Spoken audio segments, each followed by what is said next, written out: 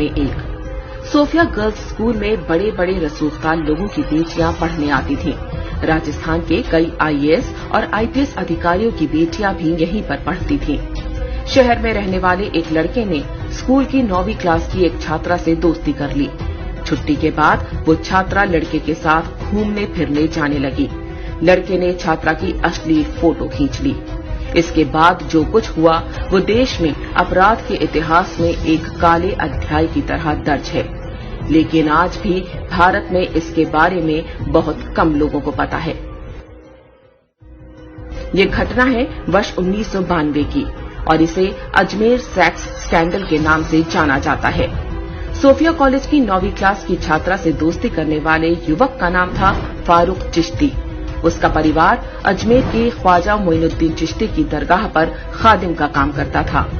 फारूक चिश्ती अजमेर युवा कांग्रेस का अध्यक्ष भी था। छात्रा को प्रेम जाल में फंसाने के बाद फारूक चिश्ती ने उसकी अश्लील तस्वीरें लेनी और फिर ब्लैकमेल करना शुरू कर दिया। पहले छात्रा का यौन शोषण होता रहा, फिर उससे कॉलेज की दूसरी सहेलियों को लाने को कहा गया। एक के बाद एक लड़कियां इस जाल में फंसती गईं और इज्जत बचाने के लिए वो अपने साथ दूसरी लड़कियों को भी लाती गईं। कुछ से तो उनकी भाभी और बहनों को लाने को भी कहा गया था। पहले एक लड़की, फिर दूसरी और फिर तीसरी।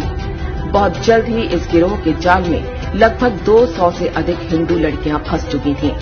अपुष्ट दावों के अनुसार लगभग 250 लड़कियां गिरोह के जाल में फंस चुकी थीं। ये लड़कियां किसी गरीब या मध्यम वर्गीय परिवारों की नहीं, बल्कि अजमेर के सबसे रईस परिवारों की थीं।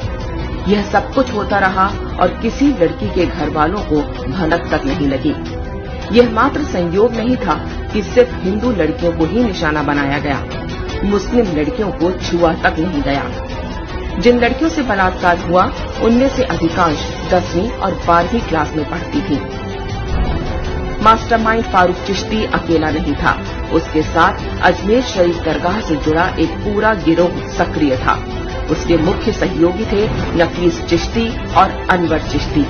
ये दोनों भी युवा कांग्रेस के नेता थे। बहुत संगठित ढंग से उनका गिरोह अपना काम करता रहा। मजहबी और कांग्रेसी संरक्षण मिला हुआ था, इसलिए डरने की वैसे भी कोई बात नहीं थी। अजमेर के ही एक फार्म हाउस पर यह काम बड़े आराम के साथ चलता रहा। लड़कियों को लेने गाड़ी जाती थी और बाद में उन्हें घर तक भी गाड़ी से छोड़ा जाता था। बलात्कार के समय उनकी फोटो खींच ली जाती थी ताकि वो किसी के आगे मुंह खोलने की हिम्मत ना करें। उस जमाने में आज की तरह डिजिटल कैमरे नहीं होते थे। तब कैमरे की रील ढूंढने जिस स्टूडियो में गई वह भी एक मजहबी व्यक्ति का था। स्टूडियो वाला भी एक्स्ट्रा कॉपी निकालकर अलग से लड़कियों का यौन शोषण किया करता था। ये ब्लैकमेलर्स स्वयं तो बलात्कार करते ही अपने दोस्त यारों को भी उपकृत करते। जिन लड़कियों के साथ बलात्कार और ब्लैकमेलिंग हुई उनमें से कुछ ने आत्महत्या करनी शुरू कर दी। एक ही स्कूल की छात्राओं का इस तरह आत्महत्या करना ही मामले की पोल खुलने का कारण बना। शुरू में पुलिस ने 8 आरोपियों को गिरफ्तार किया। समाज में बदनामी के डर से अधिकांश लड़कियों के परिवारों ने पुलिस में शिकायत दर्ज कराने से भी मना कर दिया। जो 12 लड़कियां हिम्मत करके पुलिस के पास गईं, उनमें से भी 10 बाद में पीछे हट गईं, क्योंकि आरोपी उन्हें धमकियां दिलवा रहे थे। बाकी बची 2 लड़कियों ने ही केस को आगे बढ़ाया। उन्होंने अकेले 16 आरोपियों की पहचान की। यह वो दौर था जब बलात्कार जैसे अपराधों में कड़ी सजा नहीं होती थी। घटना के 6 वर्ष बाद जिला न्यायालय ने 8 आरोपियों को उम्र कैद की सजा सुनाई, लेकिन मुख्य आरोपी फारूक चिश्ती ने खुद को मानसिक रोगी घोषित करवा लिया, जिससे उसके मुकदमे की सुनवाई लटक गई। जिन आरोपियों को उम्र कैद हुई थी उनकी भी सजा को 10 साल की जेल में बदल दिया गया। एक फरार आरोपी सलीम नफीस 19 वर्ष बाद साल 2012 में पकड़ा गया। बाद में वह भी जमानत पर छूट गया।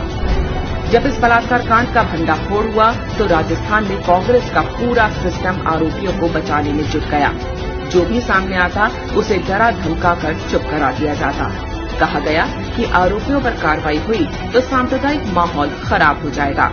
बलात्कारी एक मजहब विशेष के थे, इसलिए मोमबत्ती गैंग भी तब लड़कियों के बजाय बलात्कारियों के समर्थन में खड़ा हो गया था। सबका प्रयास यही था कि देश के लोगों को अजमेर की ख्वाजा मोइनुद्दीन चिश्ती की दरगाह की आड़ में हुए इस घिनौने और बर्बर कांड की कानों कान खबर न लगने पाए। उन्हें चिंता थी कि इससे दरगाह पर आने वाले हिंदुओं की संख्या कम हो सकती है। वास्तव में अजमेर गैंगरेप कांड की शुरुआत लव जिहाद से हुई थी। पूरी तरह से धार्मिक पहचान के आधार पर हिंदू लड़कियों को जाल में फंसाया गया। हिंदू आश्रमों और साधु संतों पर बेहूदी फिल्में बनाने वाले जिहादी बॉलीवुड ने भी कभी अजमेर के खादिमों के हाथों हुए इस बलात्कार कांड पर कोई फिल्म नहीं बनाई।